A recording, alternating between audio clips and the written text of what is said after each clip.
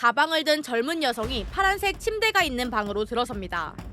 건장한 남성에게 5만 원권 현금 여러 장을 건네는 여성. 잠시 뒤 흰 가운을 입은 남성이 들어와 누워있는 여성에게 무언가를 주사합니다. 여성이 맞은 건 전신마취제로 쓰이는 애토미데이트.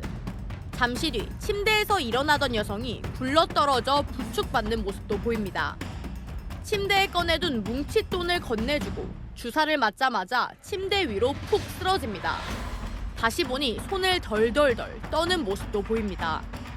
흰 가운을 입은 남성에게 한 번 더 놔달라고 사정하며 두 손 모아 싹싹 비는 여성도 있습니다.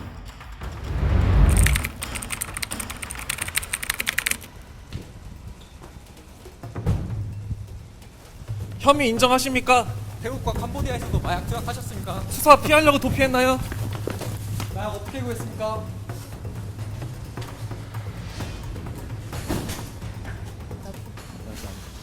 황 씨가 해외에 머무르는 동안 위법 행위를 저질렀는지도 살펴볼 계획입니다. 체포 직후 황 씨에 대한 마약 간이 검사에선 음성으로 나왔는데 경찰은 모발을 채취해 국립과학수사연구원에 정밀 감정을 의뢰했습니다. 황 씨는 남양유업 창업주의 외손녀라는 배경과 가수 겸 배우 박유천 씨의 전 연인으로 주목을 받았습니다. 하지만 필로폰을 투약한 혐의로 2019년 집행유예를 선고받고 이후에도 마약을 투약해 1년 8개월 실형을 살았습니다. 출소 후엔 중독 환자를 돕고 싶다는 의지를 밝히기도 했지만 또다시 마약 혐의 피의자 신세가 됐습니다. 마약 밀수 총책의 정체인데 이게 단서인데 충격적인 정체가 드러난 것 같아요. 함께 보시죠. 전직 프로야구 선수의 마약 밀수. 어머나, 프로야구 선수예요. 전직 프로야구 선수 A, 프로그램 개발자 B, 태국에서 지난해 9월에서 10월 세 차례 걸쳐서 마약을 1.9kg이나 밀수입했습니다. 국내 들여온 거예요. 1억 원 상당입니다. 공항 화장실에서 접선해서 수십 초 안에 마약을 주고받는 릴레이 밀수 시도를 했다.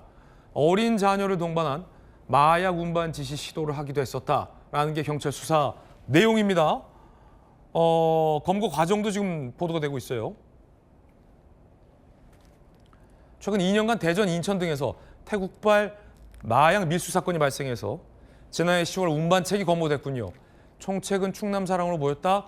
대전 연고 프로야구단 광팬 같았다 등등 단서들이 있었고 텔레그램 IP 추적, 가상화폐 지급 분석 등을 수사해서 전직 프로야구 선수를 검거했습니다. 프로야구 선수가 반장님 총책이었어요? 그렇습니다. 저 프로야구 선수가 해외 총책했었는데 검찰에서 아마 내가 알기로는 인천이라든지 대전 이런 데서 뭐 수사를 시작했는데 아마 저 중간에서 보게 되면 태국에 하나 운반책을 검거를 했는데 그 운반책을 수사하면서 첩보를 입수한 겁니다. 그래가지고 이제 검찰 수사관을 파견했는데 저 총책 같은 경우에는 사실상은 전직 야구 선수 즉 투수라고 하는데요. 작년 9월부터 10월 사이에 태국에서 케타민을 구입한 다음에 한국으로 밀수입을 한 겁니다.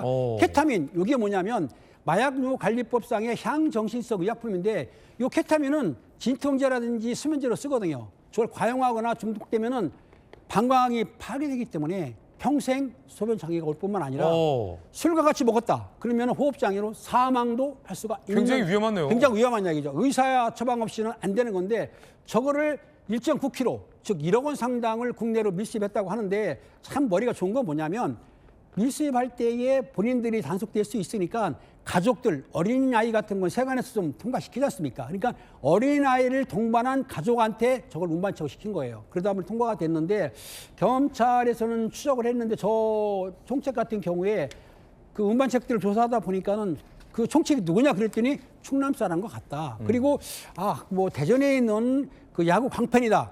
이런 첩보를 듣고 탐문수하고 수사를 해봤더니 실제적으로 프로야구 선수인데 투수였다. 그래서 검거를 하고 또 같이 프로그램 개발자 2명을 총책을 검거한 것으로 나오고 있습니다. 네. 이 웬 여성이 박스 안에 들어가 있는데 옷을 많이 안 입으신 것 같아요. 홍대 박스녀로 유명한 이 사건입니다. 어떻게 되고 있는지 함께 보시죠. 이번에 마약 혐의 유죄?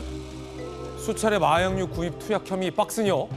재판부 여러 차례 마약류 취급했고 경찰 조사받던 중에도 다른 종류의 마약류를 취급했다라며 징역 2년에 집행유예 4년이 나왔는데 자 일단 반장님 이 박스녀 사건, 박스녀의 정체부터 좀 설명을 해주세요. 그렇습니다. 박스녀 사건이라고 하는데 20대 여성인데 2003년 10월경에 알다시피 압구정동이라든지 압구정. 홍대 입구에서 알몸 상태에서 박스만을 입었습니다. 그러니까 엉덩이 내려오는 박스, 얼굴까지 오는 그걸 쓰고 돌아다닌 거예요. 예. 이건 아마 그 유튜버 조회수 때문에 그런 것 같은데 그러다 보니 이렇게 공연 음란 행위로 걸린 겁니다. 네. 그래 걸려가지고 그 당시에 재판을 받았는데 2심에서는 벌금 400만 원을 했는데 네. 2심에서는 징역 8개월에 집행유예 2년을 했던 거예요. 세졌네요. 그래서 당연히 왜냐하면 이게 세진 이유가 있습니다. 이게 청소년들이 모항 범죄가 할 수가 있고 성적인 문제이기 때문에 좀 사회 심각성이 받기 때문에 그랬는데 불구하고 2024년도 6월경에 마약을 투약한 혐의로 조사를 받게 됐는데 아니 그러면은 이 박스만 입고 신체 접촉을 유도했던 것과 별개로 예. 그 와중에 마약에도 손을 댔다. 그렇죠. 마약을 손댔는데 케타민이라고 있습니다. 그게 이제 수면 유도제, 마취제인데 요거를 5번을 구입을 했고 또 필로폰을 한 차례 투약을 했습니다. 예. 또 케타민도 한 차례 투약했기 때문에 검찰에서는 재판에 넘겼는데 재판부에서는 저는 이해가 안 가지만은 네. 징역 2년에 집행유예 4년을 때린 다음에 추징금 184만 원을 했는데 실제적으로 제가 경찰 생활에 33년을 했는데요. 집행유예 중에 집행유예를 주는 경우도 드물지만 더군다나 공연음란 행위로 집행유예 줬는데 마약 사범인데도 불구하고 집행유예를 줬다? 이건 제가 알기로는 재판 판사분들도 1%도 안 된다고 보고 있어요. 저런 경우가 없었거든요.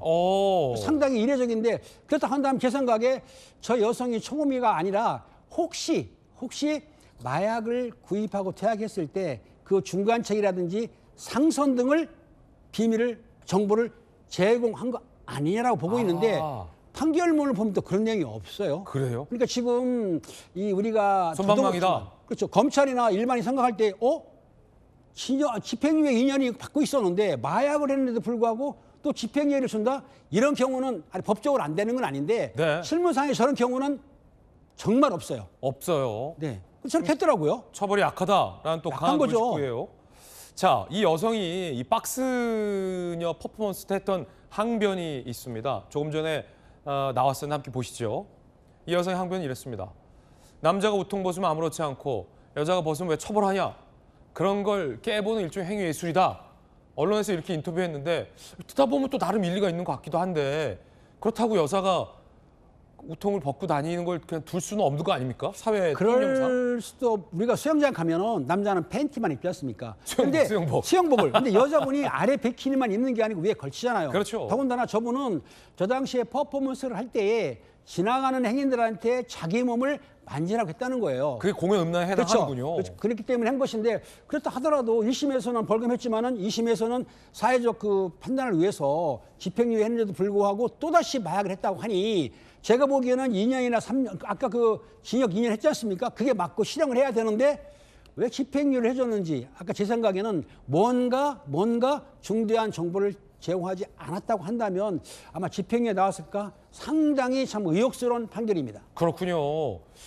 어허, 이 마약에 손대고 유통을 했는데도 결국은 집유로 풀려난다라는 잘못된 이 사회적인 시그널을 좀 주지는 않을까도 줄 걱정이 돼요. 수가 있기 때문에 상당히 우려되는 것인데 물론 판결은 판사분이 하시는 것 때문에 판결에 대해서 이해는 안 걸지만 저 판결은 좀 특별한 판결이라 아마 공부하시는 분들은 저걸 사례로 해가지고 연구를 해야 될 것 같습니다. 네. 마약성 약물에 중독되면 얼마나 심각한 일이 일어날까요? 이런 약을 몰래 놔주는 이른바 주사 아저씨 일당이 적발됐습니다.